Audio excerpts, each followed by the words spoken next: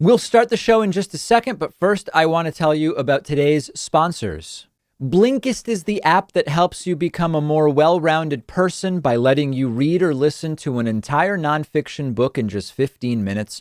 You can try it for free and get 25% off a subscription by going to Blinkist.com/David Pakman. The Joe Biden administration has already done so much that I want to spend time today focusing on that. But we should talk about the inauguration, which happened yesterday. It was notable in that it was very different than past inaugurations for a number of reasons. It took place during a global 100-year pandemic, and so the crowd was very, very small. And the entire National Mall, which would often be filled with people to different degrees, depending on which inauguration we're talking about. As we know, the crowd size of inaugurations has been a flashpoint in the past, empty with flags instead. The outgoing president wasn't there for the first time in 152 years. Donald Trump fleeing Washington, D.C. for Palm Beach, Florida, early in the morning yesterday. But Joe Biden was sworn in. There were no incidents of violence. There were no arrests or unrest in the area, just a new presidency and Vice President Kamala Harris being sworn in here. Supreme Court Justice Sonia Sotomayor does mispronounce Kamala's name as Kamala. No one's perfect. I expect that there will be much of that in the next few years. Please raise your right hand and repeat after me. I, Kamala Davy Harris, do solemnly swear. I, Kamala Davy Harris, do solemnly swear. That I will support and defend the Constitution of the United States. That I will support and defend the Constitution of the United States. Against all enemies, foreign and domestic. Against all enemies, foreign and domestic. That I will bear true faith and allegiance to the same. That I will bear true faith and allegiance to the same. That I take this obligation freely. That I take this obligation freely. Without any mental reservation or purpose of evasion. Without any mental reservation or purpose of evasion. That I will well and faithfully discharge. That I will well and faithfully discharge. The duties of the office on which I am about to enter. The duties of the office upon which I am about to enter. So help me God. So help me God. Congratulations. And then Joe Biden also sworn in by the Chief Justice of the Supreme Court, John Roberts. Please raise your right hand and repeat after me. I, Joseph Robinette Biden Jr., do solemnly swear. I, Joseph Robinette Biden Jr., do solemnly swear. That I will faithfully execute. That I will faithfully execute. The office of President of the United States. Office of President of the United States. And will, to the best of my ability. Will, to the best of my ability. Preserve, protect, and defend. Preserve, protect, and defend. The Constitution of the United States. The Constitution of the United States. So help you God. So help me God. Congratulations, Mr. President.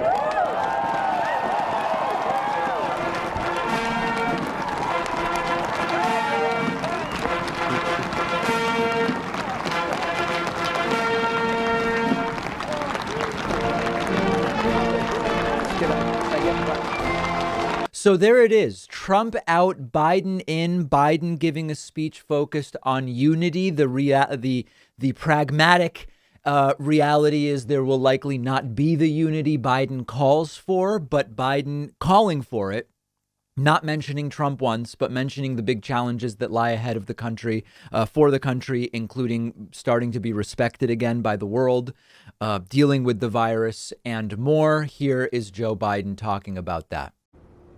I know speaking of unity can sound to some like a foolish fantasy these days. I know the forces that divide us are deep and they are real. But I also know they are not new. Our history has been a constant struggle between the American ideal that we're all are created equal and the harsh, ugly reality that racism, nativism, fear, demonization have long torn us apart. Biden directly attacking the deceptive and pernicious disinformation that has become standard during Trumpian America, about which, during which we saw facts manufactured. Every disagreement doesn't have to be a cause for total war. And we must reject the culture in which facts themselves are manipulated and even manufactured.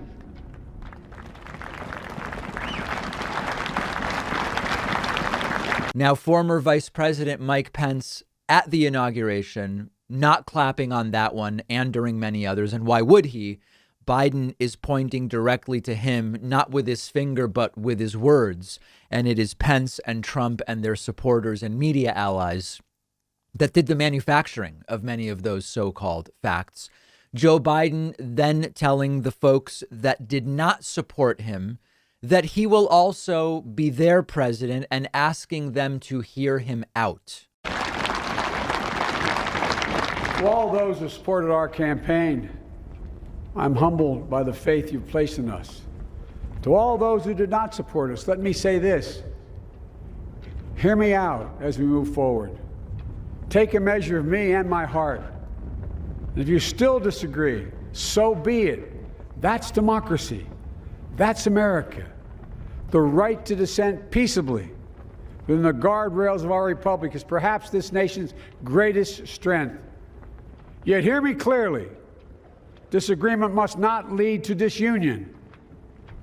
And I pledge this to you. I will be a president for all Americans. All Americans.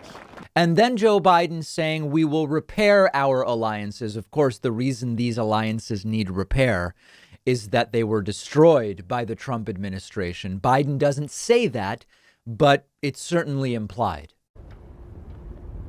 We all understand the world is watching all of us today. So here's my message to those beyond our borders.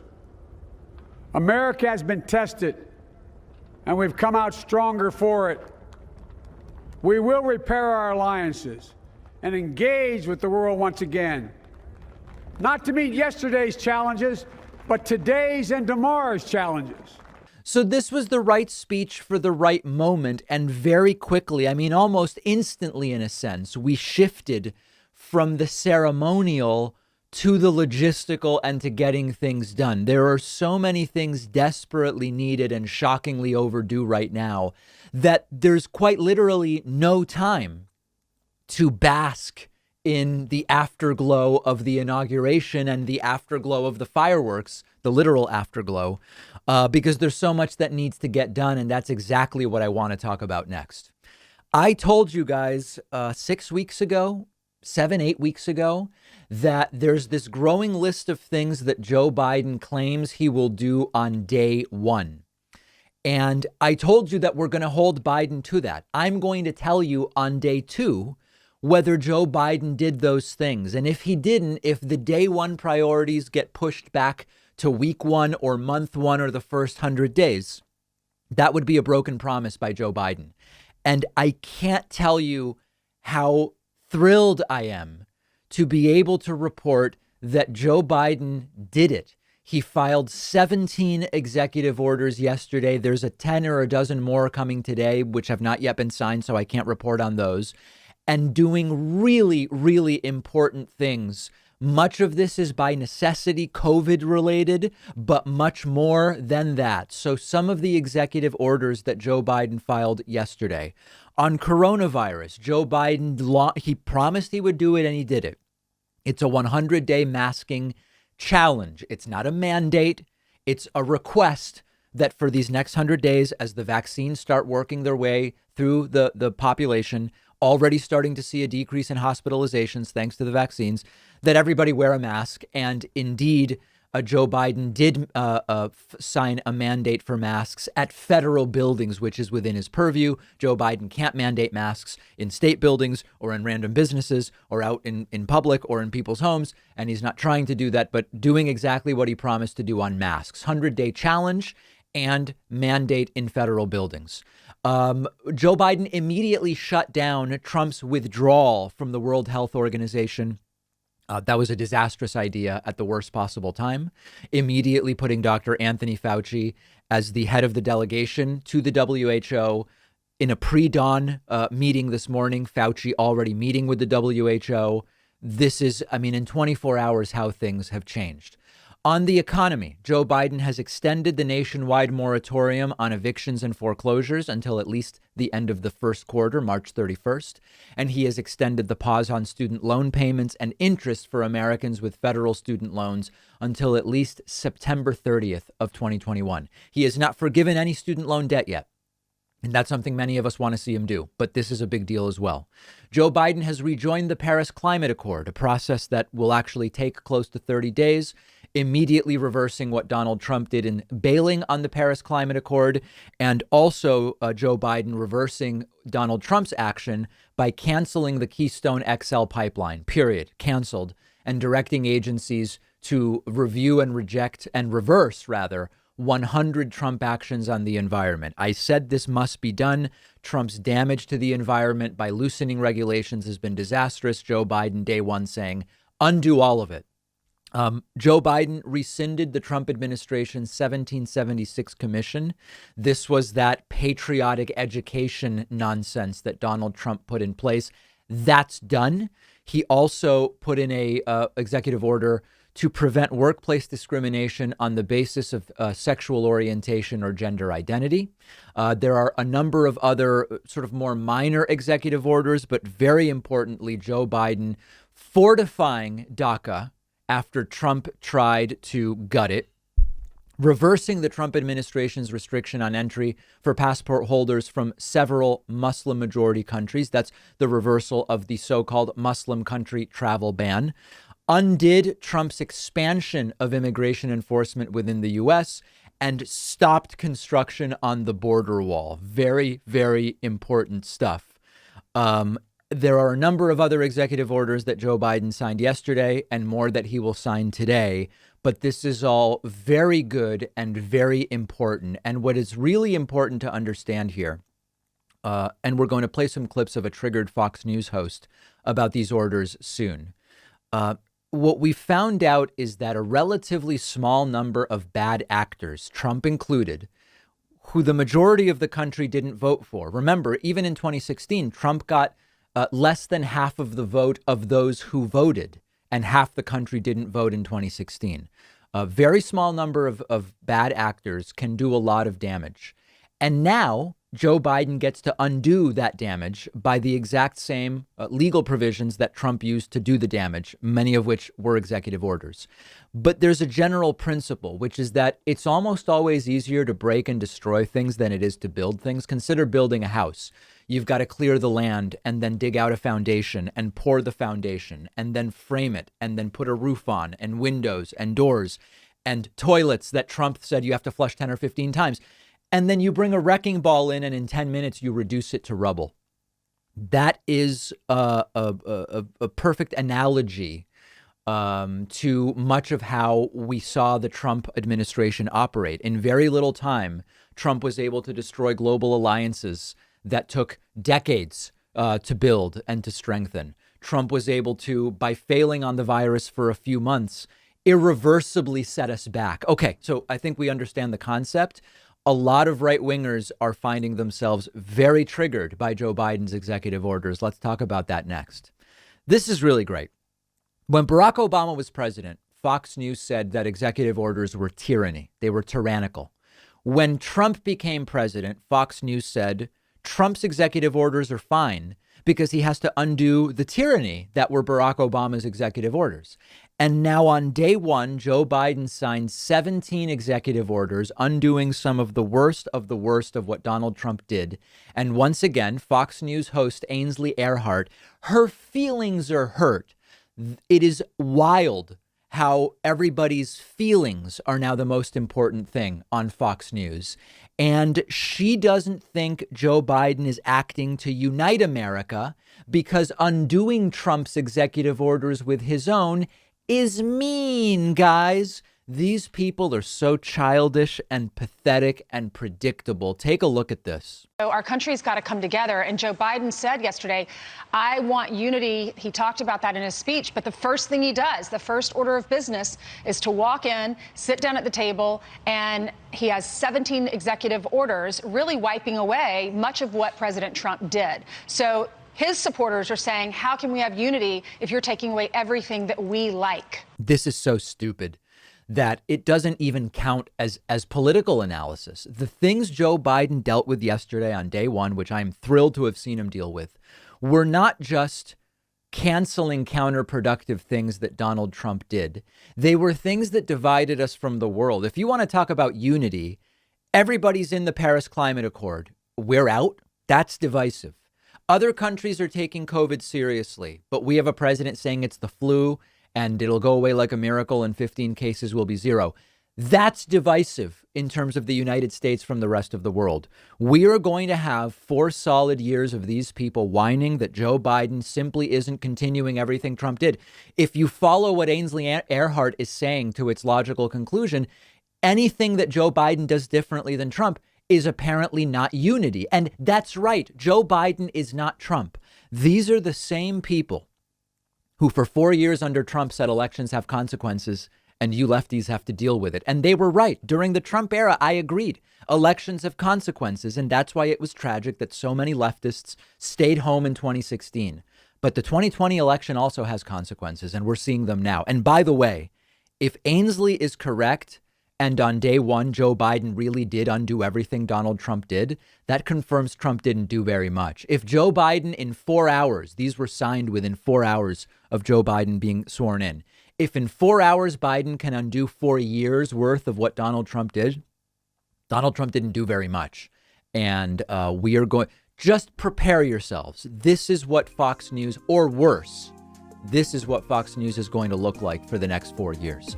Let me know your reaction and your feedback to the early days of the Biden administration. I'm on Twitter at @DPakman. The David Pakman Show at davidpakman.com.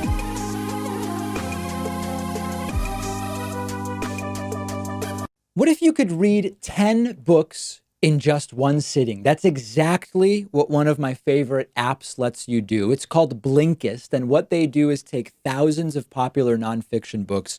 They condense them down into text or audio that you can consume in 15 minutes. Blinkist makes sure that you're getting all of the important core insights from each book.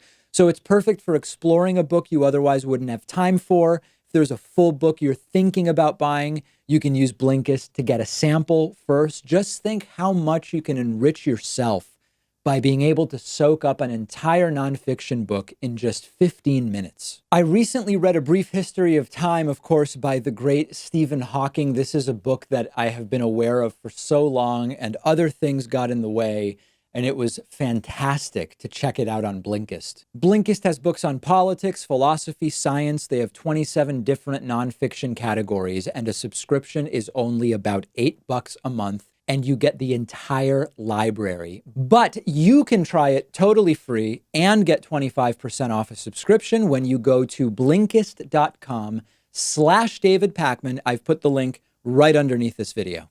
All right, this is really important. This is so important, I'm even going to take my Sharpie out for this. I am really glad to have some time today to do a deep dive on videos from a focus group with Trump supporters. This was hosted on Monday night, 2 days before the inauguration of Joe Biden. We've been talking about what do we do now about 75 million Trumpists? How do we deprogram? And it's really an important insight into the mind of the Trump voter and what we're up against for these next 2 and 4 years. This is a focus group done by Frank Luntz, a longtime Republican focus group guy who has been anti-Trump for some time. And if we are to understand how to deprogram Trumpists, we have to understand how they ended up believing the things they believe. And this is the perfect window through which to do that. So let's get right in. We're going to have lots of analysis of this, but let's get right into the first clip. And let me know whether you find this type of segment useful. Raise your hands if you think that Donald Trump actually won the election. If all the votes were counted accurately, who thinks he won it? All but one of you. Okay, Denise, where's the #1 source for news for you? I love watching Fox News. I love listening to the news because I drive a lot for a living. And right now, by the way, I'm living in Washington, D.C. I'm staying with my daughter these past 2 weeks, and it's a nightmare here. It's a nightmare. But I listen to the news. And what I just heard recently, that they're comparing us to the KKK. One of the newscasters, any Republican, it's disgusting. Okay, so Denise thinks Trump won. She likes to listen to Fox News. Washington is a nightmare. And she heard that she, as a Trump supporter, is being equated to the KKK because she voted for Trump. So notice that there's a total lack of awareness that the reason Washington on Monday was a dystopian nightmare with troops on every corner is because of other Trumpists who violently rioted on January 6th. And she says, I've been watching Fox News, which has not actually made the connection that Trump incited the pro-Trump mob that did the rioting. So it's really important to see how her beliefs are directly informed by how Fox did, or maybe better said, did not cover the riots. The link between what you watch and what you believe is very, very clear. This is not trivial. Let's continue. Randy, where do you get your news from? What do you watch? I used to watch Fox News up until the election. So now I kind of just looking online. I was getting it from Twitter, but I deleted my Twitter account once they censored the president. So now I don't even really know where to get my news because I don't know what's true and what's not. I don't know what to believe from anywhere. I just feel like nothing. So there's a lot there. That's just 27 seconds, but listen to how much telling information is released there. She used to watch Fox, but not anymore. Increasingly common among Trumpists. She used to get news on Twitter until they censored Trump. So notice that even where she used to get her news, that's not news. Fox News isn't news. Twitter itself isn't news, although there can be news articles posted to Twitter. But I would be interested in seeing who these folks are following on Twitter. So it's a lack of media literacy. For years, I've been pointing out, rather than just arguing with people about the facts, if we establish a foundation of media literacy, you insulate people from even falling prey to a lot of this stuff. This is a perfect example. This is exactly what I've been talking about for a decade. Then a guy yells that she should be getting her news from Breitbart and Newsmax, another self-parody. Let's continue. Wendy, where do you get your news from? Newsmax, formerly from Fox. Occasionally I'll watch the 5. Talk radio. So another example of a former Fox viewer, and she says, sometimes I will watch the 5 on Fox News. Again, the 5 is an opinion show on Fox, which she says she's getting news from. This is a case study in everything I've been saying about media literacy for the last decade on the show. Now, Frank Luntz asks why so many of them have stopped watching Fox News. Take a listen. Who here has stopped watching Fox since the election? Half and half. Charles, why did you stop watching Fox? I stopped watching Fox a couple of years back. I just saw them sliding further and further and further to the left, and I have CNN for that. I have MSNBC for that. I don't need Fox to go to the left. So I get my news from Breitbart, Newsmax. Meredith, why did you stop watching Fox? Oh, me, I didn't so much. And when you say news, I know where I get my opinions, but news, unless I see it with my own eyes anymore, I don't believe anything. It's pretty terrible, actually. Well, I don't know. How do you know the election was stolen if you don't believe anything? I don't know it was stolen. I know that when somebody wins an election at 4 a.m. and people stop voting, that's just not how we do things. Fox is too left for the first guy. He went to Breitbart and Newsmax. Meredith doesn't believe anything anymore. That's an example of when skepticism goes too far. Healthy skepticism is good. Unquenchable skepticism leads to you believing nothing, and it's completely unproductive. So this is really instructive because our beliefs about these people, they might seem like satirical caricatures, but it's literally what they're saying and what they believe. Now, if you think that this is useful, I do want to hear from you. If you think to me, this is endlessly instructive, and I hope it is for the audience. So now Frank Luntz gets into beliefs about a so-called stolen election. And now the focus group participants start getting more agitated. That's all we ever wanted was an That's all we asked investigation. for. We were told to Not move the vote. along.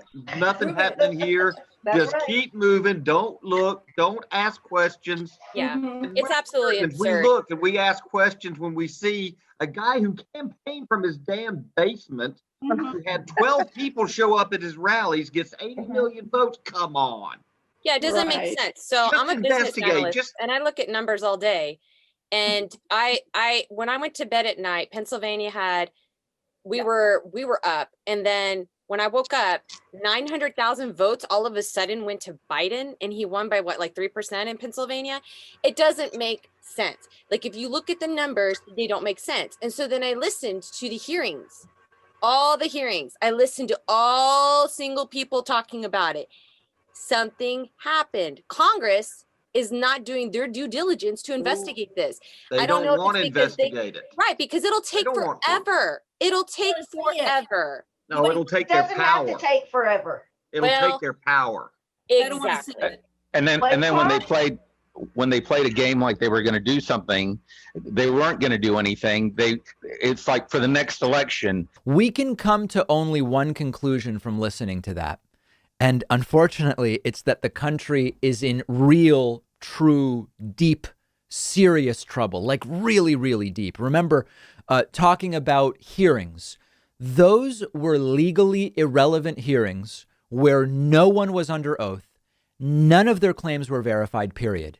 And that's why she thinks it was rigged. And it keeps going, and they start getting each other more and more wound up. But we got to live with the results of this one that was stolen. Right. Right. Why should we vote? Tell me why. Thank you. I mean, look at Georgia. Exactly the same process was used in Georgia, and whoop-de-doo surprise, the Absolutely. Dimshaviks got elected. Well, So, look at what why should we what vote? look at what I don't Nancy see a Pelosi is reason. doing with HR 1. Her first bill of the new Congress is to cement into law the very things that they used to steal this election. Yep. And now they got the majority to pass it. They're going to change the rules and keep power. That's what I fear for about my children, is that this is not the America that we grew up in, because they're going to change the rules just like Adolf Hitler did, just like Fidel Castro, just like Chavez. It's going to happen. Are you sure you really want to compare Joe Biden and the Democrats with Adolf Hitler? You sure you Yes. wanna do that? It's not The Joe Biden. methodology, absolutely. Methodology's there. So there, as predicted, they think not only was Georgia stolen from Trump, it was also stolen in January from Kelly Loeffler and David Perdue. It's not even a possibility for most of these folks that maybe Trump lost and Loeffler lost and Perdue lost. And then, of course, he raises a comparison between 2021 Democrats and Adolf Hitler, and others in the focus group like it. Others in the focus group say, yes, that's a correct comparison. So this is really stunning stuff. And if you're wondering, how do you deprogram that? I don't have the answer. The point here is for us to understand how deep the programming is. It's horrific. Then the topic is, how do you feel about the January 6th Trump riots? Are you proud of what they did at the Capitol? I am sympathetic to what they did at the Capitol. I am absolutely sympathetic because I feel like I have nowhere to go after this last election. What am I supposed to do? I can't vote them out. They're going to refuse to be voted out. No term limits, no balanced budget. They're going to refuse to be voted out. I'm sympathetic. I think the congressman should be pulled out, and each of them face a tribunal and face punishment for how they betrayed our country over all these years. Every one of them should have to face the American people for what they've done. How many people agree with Frank? I'm curious. How many people? I agree with Frank. These guys that should have a reckoning come. No, that Frank, not you, Frank. Yes. I want to make it clear. This is agreeing with Frank from Florida, not me. Jim, I know Frank's coming from. I do. He wants a reckoning. He wants to know why these people have betrayed us, and he wants them to stand up there and say, "Yeah, I betrayed you for money or power or a Chinese spy or whoever it is." In that one, I actually am unsure who they're referring to in terms of having a tribunal for members of Congress. To me, if you say, David, who needs to face consequences, it's the Republicans that supported the Trump election coup attempts. But I have a sense that those Trumpists are talking about Democrats facing a tribunal. I don't know. And in this next clip, they say more about the allegedly fraudulent nature of the election. But then there's a really interesting guy here, Jim from Michigan, who doesn't think the election was stolen and quit the Republican Party. So listen to him. This is a really important moment of clarity. And the reckoning is normally an election, but we don't have that anymore. No, don't have that anymore. Powerless. You know, I'm sitting here listening to all this, and I left the Republican Party about 3 weeks ago because of what I saw at the Capitol. I was embarrassed. I was embarrassed for the president. I voted for him twice. I had my lawn signs out. I had my flag up. I'm embarrassed. I'm embarrassed because look at COVID, how that's totally out of control right now. You don't hear from this man anymore. Pence has got to go around, and what he did to Vice President Pence and threw him under the bus. I will never. Wow, I see that the other way around, Jim. No, I disagree. Pence could not do anything under the Constitution. Could not do anything. Pence did what he had to do. Pence had 2 months. Pence had 2 months before he came out and gave that letter. He had 2 months to say what he thought, and he betrayed us, just like the Democrats and the Republicans have. Pence had 2 months, and he remained silent. So that's Jim from Michigan. Jim says Trump failed on COVID. He abandoned his own vice president, and Jim is embarrassed. So here's the takeaway. That's a focus group with 12 Trump voters. 11 of them, just 48 hours, not even 36 hours before the inauguration of Joe Biden, are completely disconnected from reality, and they seem to be beyond reach. 11 of those 12 people, I don't even know how we reached them.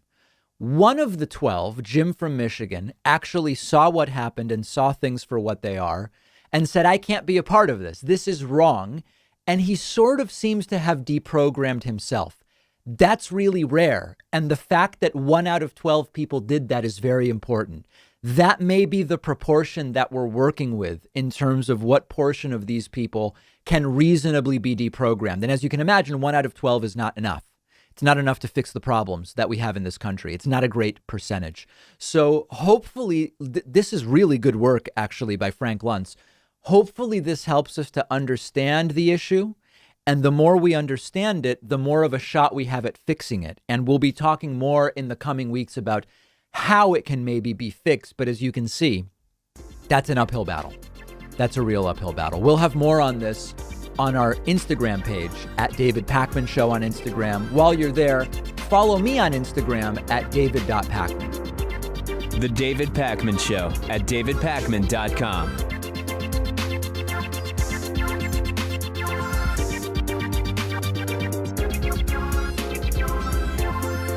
Did you know the David Pakman Show is on all sorts of different platforms? Find us on YouTube at youtube.com/The David Pakman Show and on Steemit, the blockchain-based publishing platform at steemit.com/@David Pakman.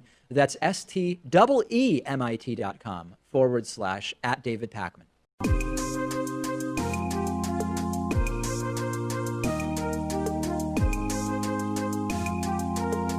Welcome back to the David Pakman Show.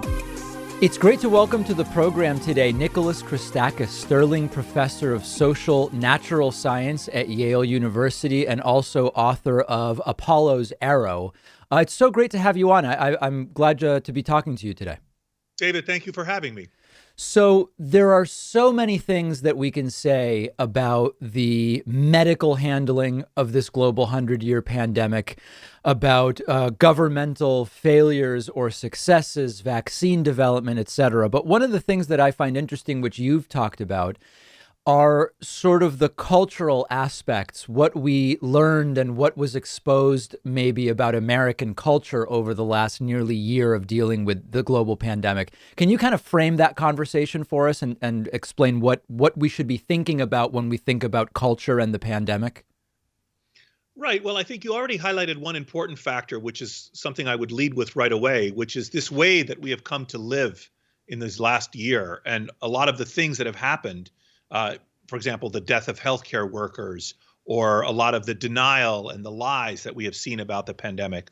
Many of these features seem so unnatural and alien, but it's important to understand that plagues are not new to our species. They're just new to us. We think all of these things are so unusual and weird and unnatural, and how can we, but that's just not true. And in fact, when you study the psychological, social, and economic responses to the COVID-19 pandemic, you see that many of those responses actually have obtained with pandemics and plagues going back thousands of years. So let me give you a couple of examples. Let me start with a really simple one, which is the death of healthcare workers. Many people are aware of the fact that, many hundreds of American healthcare workers and thousands of healthcare workers around the world have died caring for patients who are sick. In fact, one of the reasons we should behave better is to reduce our imposing risk on these people of dying caring for us. Well, Thucydides in the Plague of Athens in 430 BC talks about the death of healthcare workers. Pope Clement VI in the bubonic plague in 1347 talks about the death of nurses taking care of patients. This is not new. Or lies and denial. We've seen huge amounts of superstitions about, you could use bleach to treat the condition, or Bill Gates is going to inject us. The vaccine has, microchips. This is ridiculous. Or denial, including at the former president, the White House saying it's going away. There's nothing happening. It's going away, which was completely false and known to be false. This response is typical of human beings during times of plague, because we don't want to believe that this bad thing is happening to us. And on. I could go on. I mean, blame, for example, the desire to blame others is, again, very typical. We saw this during bubonic plague when there was anti-Semitism. The Jews were blamed. We saw it during HIV, when gay people were blamed, or Haitians were blamed, or IV drug users were blamed. There's always this desire to blame someone else when there's a time of plague. Anyway, I could go on, but there are these things that are happening to us. Or I'll say one more thing and then I'll shut up.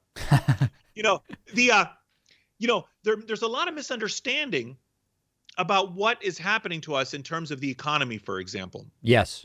So people think that the economy is collapsing because of what the government is doing to us. But if you read accounts of plagues going back thousands of years, for example, John of Ephesus, a priest writing about the plague of Justinian in 500 AD, talks about how the economy collapses. Everything slowed and ceased. People were not out and about. There was no government that was ordering schools or businesses to close in that period. It's just, this is what the virus does. It stops social interactions, which therefore stops the economy. So all of these things that we're seeing are a once in a century event. And we just, I think, have to accept that and maturely confront it. I interviewed Brian Greene during the pandemic, earlier in the pandemic. And one of the things he pointed out was that he thinks there's a certain naivete to thinking that if we were to make contact with intelligent alien species, all of our earthly problems would all of a sudden seem sort of quaint and irrelevant, and we would come together as a global people because now this thing that transcends our problems has taken place. He thinks even that is probably naive to think, that there would be some initial instinct of that, and very quickly we would go back to our normal problems. Is there a similar naivete? And I think the answer clearly is yes, as evidenced by the last many months, to think that something like this would have allowed us to cross the partisan bickering and not to devolve into the same sort of arguments, the politically aligned arguments that we see with abortion and taxes and so many of these other things. Is it just fundamentally naive to think that something like a global pandemic would cross those bridges? Well, first of all, let me back up and say there's a very famous exchange between, I think it was President Ronald Reagan and Mikhail Gorbachev, where Reagan says they're having an exchange about how they can work together. And Reagan says, well, let me ask you, if the Earth was invaded by aliens, would you come to our defense? And Gorbachev says, of course, And so this trope, this idea that's in science fiction movies that human beings would come together to confront a shared threat is actually deeply fundamental. And there's another very famous social psychology experiment or demonstration called the Robbers Cave demonstration, which took place in the 1950s, where 11 or 12-year-old boys were taken into a a summer camp and divided into two groups. Yeah. And then their group solidarity was fostered, and then it was revealed that there was this other group nearby, and then group competition was fostered, and then the investigators contrived to have a shared threat and show that now, having created these divisions, they could undo the divisions. The shared threat was they contrived to have the water supply to the camp interrupted, so the boys had to work together across groups, to fix the problem. So there's all this background on exactly the topic that you're mentioning. And it is true that a shared threat can bind groups together. And many people have for years thought that a virus or a germ would have that effect. In other words, we all are human. We're all facing this deadly threat. We should work together to confront it. But there are a few features of epidemics, and this one in particular, that make that hard. My guess is one is that not everybody agrees as to the nature of the threat. First, and partly that's because this germ, serious and deadly though it is not as deadly as, thank God, it could have been. Just to be clear, we could have been facing a bubonic plague type situation right now on the planet. And many people need to understand this. It's just by the luck of God that we're not facing something that's 10 or 30 times deadlier, like in the movie Contagion. Anyway, this particular pathogen is serious. It kills about 1% of the people that get symptoms from it, but it's not so deadly as smallpox or bubonic plague, which I think would have galvanized public interest and maybe helped us transcend some of our political divisions. First point. Second, the germ struck us at a particularly vulnerable moment in the life of our society in terms of our intellectual life. We have, as a nation, lost respect for science.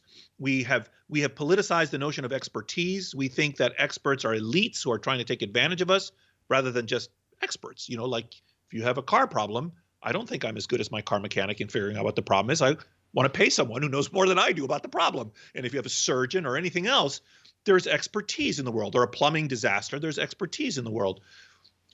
But we have begun to politicize this notion of expertise to our detriment. We have high levels of political polarization and economic inequality already, century high levels when the virus struck. And finally, we have lost the capacity for nuance in our civic discourse. People say, oh, you're with me or you're against me, or things are black or white. But adults know that that's not true. Things are not black or white. Most things are shades of gray. Anyway, all of those things, plus the relatively low but still high level of death from this germ, have made it difficult for us to band together to confront it. Plus, I think, frankly, incompetent leadership in the former administration at the White House, which minimized the threat and did not act to protect the public interest. I'll say one more thing and then I'll shut up again. Many people say, well, okay, Trump didn't do so well, but what about England or Italy or other countries? It's true. Many other countries also did poorly, but many countries did well. And not just rich islands like Taiwan and New Zealand. Germany did well. Greece did well. We're the United States of America. I expected more from us. I expected us to do well in confronting this threat. Yeah, Rwanda is also an interesting example, actually, of a country that did quite well. Certainly better than many might have imagined if they didn't know that much about Rwanda. When we think about the next year, a lot of the discussions are when will herd immunity be reached, but there's some pretty interesting pieces that suggest that what might be called the cultural end to the pandemic will come before the medical end of the pandemic, particularly if the most at risk are vaccinated first, as is happening, and the deaths go down dramatically. So there's kind of a question as to whether the cultural and the medical ends will coincide. What are you looking for in terms of this next year when you look at the cultural impact, the rollout of vaccinations, the transition to a new federal administration handling this? Well, I think you're highlighting the key issues. There's this notion of herd immunity, which is this idea that a population can be immune to a condition or immune to having an epidemic of the condition, even if not everyone within the population is immune. Let's understand, and through various calculations and making a accommodation for something known as the network effects, probably at least 50% of Americans have to have acquired immunity to the condition before we get herd immunity. Now, when that happens, the virus is not gone. It still circulates and can kill people, but we've taken the wind out of its sails. Its epidemic force has been nullified when we get to this critical threshold. Now, we have miraculously invented a vaccine. We're the first generation of humans to confront the ancient threat of plagues that has been capable to develop a specific countermeasure in real time. It's amazing, but as we are all seeing in the news. We have to manufacture hundreds of millions of doses, distribute them, which is not easy, and persuade people to take them. And I think it'll take at least a year before we get to 50% or more, which is what we really need, vaccination, at least 50%.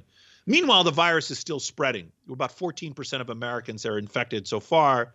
This has a long runway. So either way, I think it's going to take another year before we reach herd immunity. And during that time, we're going to have to live in a changed world with wearing masks, with periodic school and business closures, with gathering bans, with extra hygiene, and all of the headaches that we've come to be familiar with. And this is before the emergence of new, more communicable strains, which is another complication. So I think at least a year. And then we'll enter the intermediate period where some of the things that you mentioned will begin to obtain, which is we're going to have to begin to confront the psychological, social, and economic aftershocks. Because let's not forget, tens of millions of Americans are out of work. Millions of people have lost, businesses have closed. Millions of children have lost schooling. There's a disability. Several hundred, probably 2.5 million Americans will be disabled by this condition. Between 500,000 and 1 million will die. So we're going to have a lot of recovery to do. And I think it'll take a while. But come 2024, approximately, these are approximate, I think we'll finally enter the post-pandemic period. And then I think it'll be like the roaring 20s of the 20th century. After the 1918 influenza pandemic, we'll have a roaring 20s of the 21st century. Yeah, one of the things that I've not seen discussed that much, which I think is important and interesting, is I never believe at the time when in May Donald Trump was saying the measures that some want you to take are more damaging than the virus itself. I thought that was dangerous and a disaster. But I do think that there is an aspect of this, which is after a year or a year and a half or however long it is of this feeling that the world outside of your house is hostile and dangerous to you, seeing two people close to each other with no masks looks like an act of something more than what it used to be, right? This stuff becomes ingrained. That doesn't get undone in a month or in 2 months. And I'm curious as to what the long-term group psychology impacts of that are going to be. That's exactly right. That's what I was suggesting, that when we get to early 2022, we'll finally have put the biological and epidemiological impact of the virus behind us. But there's still going to be a lot of psychological and other recovery that'll take a couple of years, judging again from also the history of past epidemics. Just like you said, not everyone's going to take off their mask a year from now, right? For a variety of reasons, people are going to still be wearing masks. Some will be cautious. The virus will still be around. Other people will have immunodeficiencies. Some people will have habits. They'll be worried, etc. So it's not going to be instantaneous, nor will any of the other recovery be instantaneous. It's going to be a long and enduring shock. I think what people need to understand is we happen to be alive like our grandparents were alive when the world was at war, right? Like when I talk to my Greek relatives in Greece about this in their 80s, their frame of reference is not like the typical American. It's like a European who's used to having invading armies. My father remembers the Nazis invading Athens when he was a boy. So for him, that was like a once in a century event. And now this is another once in a century event, So I think people need to understand that this is quite a serious and unusual experience to us. Again, for humans have been, plagues are in the Bible, they're in Shakespeare, they're in Homer, they're in Cervantes, there's nothing new about plagues per se, but for us, it's quite a new experience. And we have to understand, much as we wish that this had not happened to us, and much as we wish that it would end quickly, it's not. It's just not what plagues do. We've been speaking with Nicholas Christakis, who is Sterling Professor of Social Natural Science at Yale University, also author of Apollo's Arrow. I so appreciate your time today. David, thank you so much for having me. The David Pakman Show at davidpakman.com.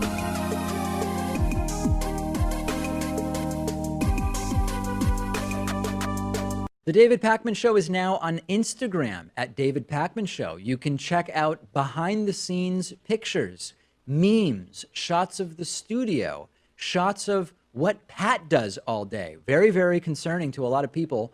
All of that and more on the David Pakman Show Instagram account at David Pakman Show. The David Pakman Show at davidpakman.com. So we've been talking about how there's a real question mark as to what right-wing media is going to look like over the next 2 years and 4 years in the Biden presidency. And we are, if there is any signal about it over the last 24 to 48 hours, it's that it's going to be absolutely and completely nuts. Now, we covered during the Trump administration Fox Business host Maria Bartiromo, who used to be a very solid reporter on CNBC 20 years ago when I started watching CNBC as I got into the financial markets and trading stocks and the like. And during the Trump administration, she became nothing short of a complete and total Trump brown noser, doing sycophantic softball interviews and repeating the most ridiculous conspiracy theories, including over the last 2 months that Donald Trump was going to figure out a way to be sworn in for another 4 years when clearly he was not. And this week, she asserts without evidence that at the January 6th Trump riots, there were Democrats dressed up like MAGA Trump people.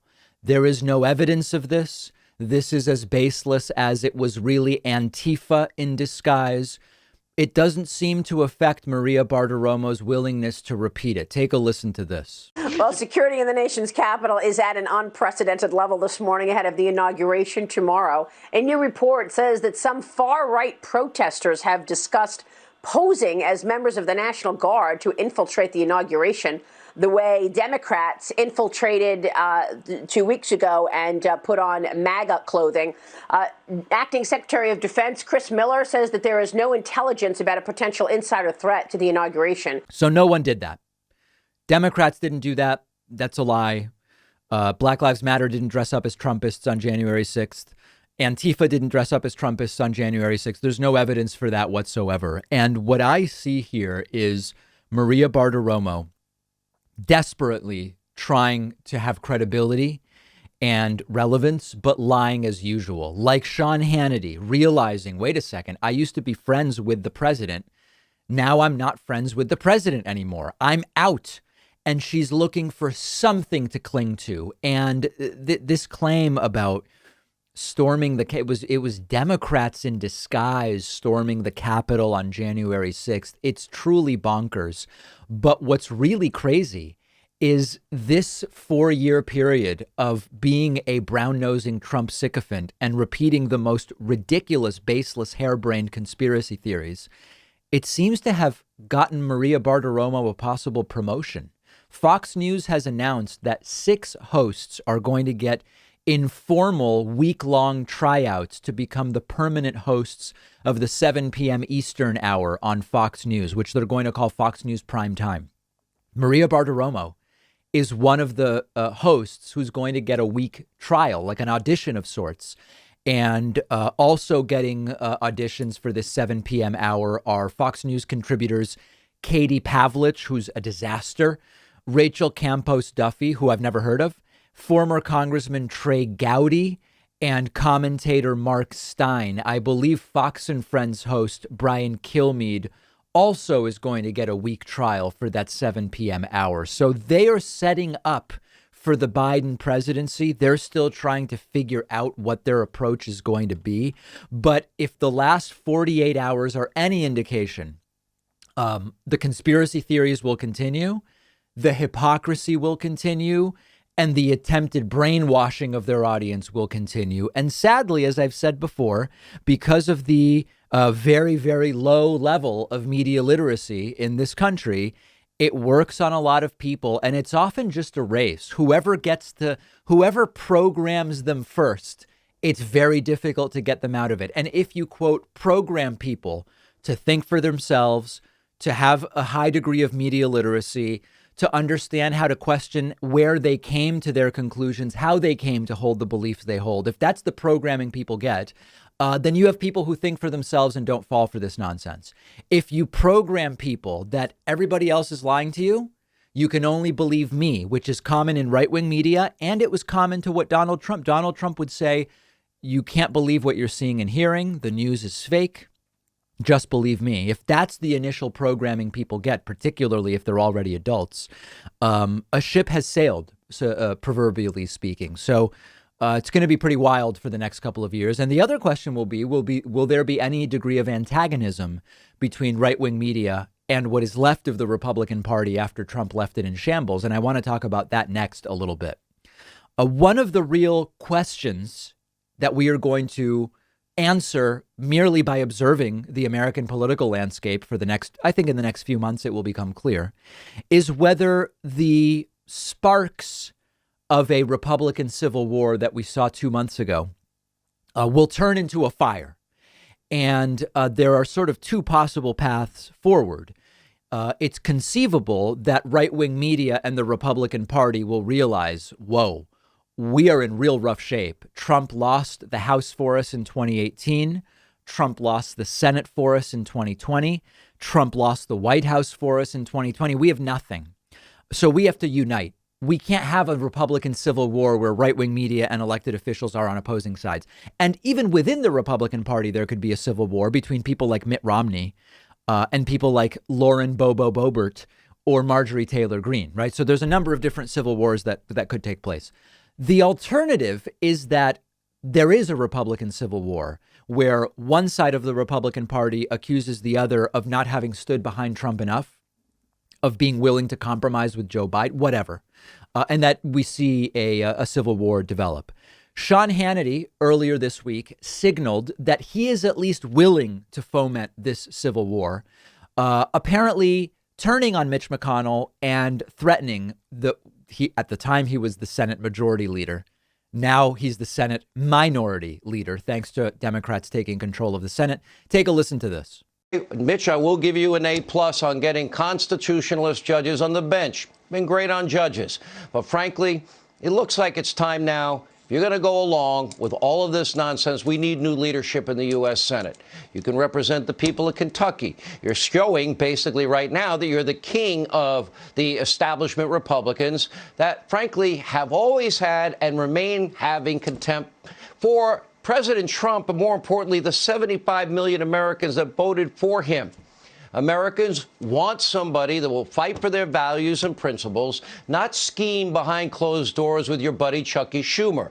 If every Republican in the Senate. So much like with Maria Bartiromo, Sean Hannity's direct line to the president ended yesterday with the inauguration of Joe Biden. He knows Biden's not going to take his calls like Trump did. So Hannity wants to stay relevant in some way. And what's going on here is that Hannity believes he's still the decision maker and the influence peddler. Now, he may find a way to maintain that role, even though he doesn't speak to the president anymore. It would be really great for the left to have a battle between right-wing media and Republicans. That is only good for the left, and it's just what Joe Biden needs to get going with some momentum. Republicans so busy with infighting that they are unable to obstruct the things that Joe Biden wants to do to clean up Trump's mess. And one other funny thing, Hannity talks about maybe we need new leadership in the Senate. There is new leadership in the Senate because Democrats won the Senate. And Hannity, of course, means new Republican leadership. But the new Senate leadership is Democrats altogether. And this is going to be very, very interesting. Now, for people saying that I'm somehow being hypocritical on this, I'm not. I have said before, a divided Democratic Party with infighting is bad for Democrats. And a divided Republican Party is bad for Republicans. The difference is I want the Republican Party to be divided because it will be bad for them. I didn't want the Democratic Party to be divided because it was going to be bad for the left-wing movement. And so I'm consistent. Infighting is bad. I just am going to benefit from Republican infighting, and thus I'm fine with them doing that. Send me your thoughts, and we'll continue to monitor this over the next few days. We have a voicemail number. That number is 2192-DAVID-P. Here's a funny voicemail. I get that this is a joke, but there's actually something very serious in it. Take a listen. Hey, David. Tim from Chicago here. So Joe Biden keeps talking about unity and all that. I mean, unity would be really nice, but, who's going to pay for it? Right. He just took office and the deficit is already at $27 trillion. Right. Who's going to pay for all this unity? Yeah. Now, to be clear, the deficit isn't 27 trillion. It's the debt. And the debt is also not 27 trillion. It's 23 trillion. So important details. The debt is 23 trillion. But the caller makes a good point, which is, does Biden get blamed for the 400,000 coronavirus deaths starting today by right-wing media? Does Biden get blamed for the deficit that Trump exploded starting today? And obviously, you and I realize that after being in office 24 hours, those things are not yet your fault or responsibility, but the right is going to go with that. Sean Hannity already doing a segment last night saying, you know, why isn't Biden doing more on COVID? They said they were going to do COVID on day one. He hasn't done that much. That was a broadcast 9 hours after Joe Biden had been sworn in. So I know the caller's kidding, but they aren't kidding. They're really going to start doing that. And this is why, again, if there's Republican infighting that distracts them, it's only good for Joe Biden's ability to get things done. We have a fantastic bonus show for you today. We will talk about the Bernie Sanders mittens meme that has exploded since the inauguration. We are going to talk about North Carolina okaying a ban on hairstyle discrimination. Very interesting. And we will also talk about men leaving college faster than women during the pandemic. All of those stories and more on today's bonus show. Get instant access by becoming a member at joinpakman.com.